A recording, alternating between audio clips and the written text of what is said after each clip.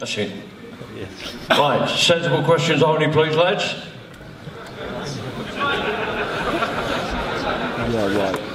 This one's for the bomber Bellew. All I want to say is, once one of us go to war, we all go to war. We're all behind you, big fella, and you can fucking do this. Let's have it! Thank you very much, mate. Thank you very much. And the question? Evening, fellas. And the question? David, if you were to beat Tony Saturday night, what would happen? Maybe one apiece. Would you go for a third one? Say it again, sorry. He said if you was to win on Saturday night, which isn't going to happen, would you go for the third one? Well, that's not going to happen either, mate. David loses Saturday night, but I don't know. He can answer the question. It was to him. Yeah, he's answered your question for you there. So. Eddie, what happens with Tony when he sparked David Haye out on Saturdays? What's next? We have a gigantic party. That's what we do, and the whole of Liverpool celebrates. But to be honest, this fight is not about what happens after. This fight is about Saturday night. I know what it means to Tony Bellew. I believe he'll go on. I believe he will continue to fight after this fight, but he needs to put this to bed. He needs to put David to rest on Saturday night, because I don't feel he got the credit that he deserves from the first fight. Now we've got this guy in front of him who says he's fitter, faster, better, stronger than ever before. So I just hope that when he wins on Saturday night, he gets the credit he deserves. This is a question for Tony Bellew. How long is it going to take to knock David's heads off his shoulders? I wish I could tell you, mate. I don't know. Hopefully about 20 seconds if it goes to the way I wish it could go, but I'm not sure, mate. It's a very, very dangerous fight. I'm facing possibly the most dangerous 4-round fighter in the whole world, pound for pound. He's that dangerous, he really is. So, well, let's just see how it goes. Don't get me wrong, there's another side to that coin. I can chin him just like he can chin me, and a lot of people out there will say, oh, well, you couldn't do it, he's on one leg and all that. Listen, mate, whether he was whatever he was or whatever you said about one leg, he was swinging punches to the finish. And don't get me wrong, they were closer to the lights than they were to me, but ultimately he was swinging punches. I even offered the man to touch gloves. I can't remember what round it was in, and the guy didn't choose to touch me, but he chose to swing a punch. Well, he did make you spot on, but he chose to swing that punch right from the head. So that's the mark of the man. That's how desperate he's become. But a wounded and a desperate animal is a very, very dangerous animal. So, you know, make no mistake, we're in with a very, very dangerous heavyweight on Saturday night. I've got a question for David Haye. Let's say the fight doesn't go your way on Saturday. What are you going to do after it? After your career's over? And are you going to go back onto I'm a Celebrity, get me out of here?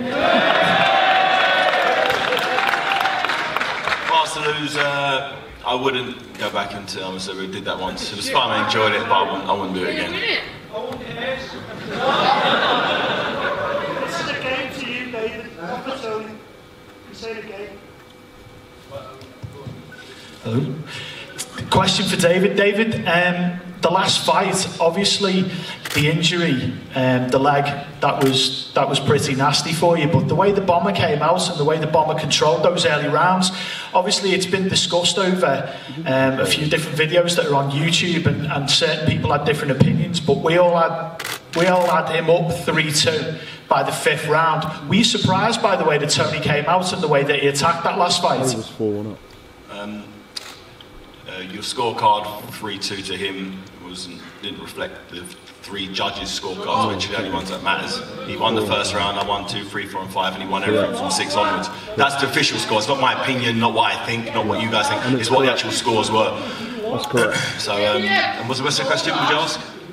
Were you surprised by the way that he... I was surprised at how slick he was. His defence was very good. His movement, I hadn't really seen too much of that prior. Maybe because I hadn't really watched too many of his fights, that might have had something to do with it. I didn't think he could do the things he did, and I was impressed. Not at the time. I was pretty frustrated, to be honest. But yeah, his defence was way better than I gave him credit for going into the ring. I thought I literally just had to walk across the ring and hit him in the head, and I was very, very wrong, and he beat me. Am I not the worst world champion in the world anymore then? Clearly not, you beat me. Thanks, mate. You're damn made up with that. I'll sleep well tonight. You've proved me wrong. No, it's not about. I'm just saying. You just said I was the worst world champion that's ever lived, and That was before you beat me. I know. I'm just saying. I just can't believe how the drastic turnaround has come, and you know, it's amazing. Thank you. All right, very much. boys, calm down. Tony, a little question to you, my mate. Look, don't really want to talk about this fella, but I'm curious about another fighter. If a certain other fighter from Canada, Adonis Stevenson, was to step up to cruiserweight at some point, would you chase that rematch? Oh, mate, I'd love to. I really, really would, but I was beaten by the better man on the night, and I don't really make many excuses, you know. Yeah, a lot of that though it was the weight thing as well. Yeah, you know? I know everyone will say that, but listen, I'd rather just say I'd lost to the better man tonight, but I would love the opportunity to face him at cruiserweight. I'm the WBC Emeritus champion, and I can call upon my shot at the WBC main belt at any time I choose. I think you could beat him. Thank you very much. I think I could chin him as well, but it didn't work out that first time, mate. He got me first, well, but listen, that's boxing. Yeah. Thank you very much, though. Last couple, guys.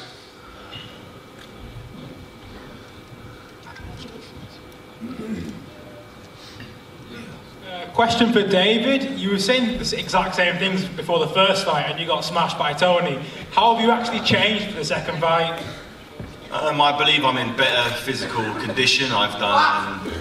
Huh? What was that? You are fat. I love obviously. Yeah, I'm in better physical condition, mentally, physically, in every aspect, I believe, and you'll see the difference. So this time I won't get smashed, as you said.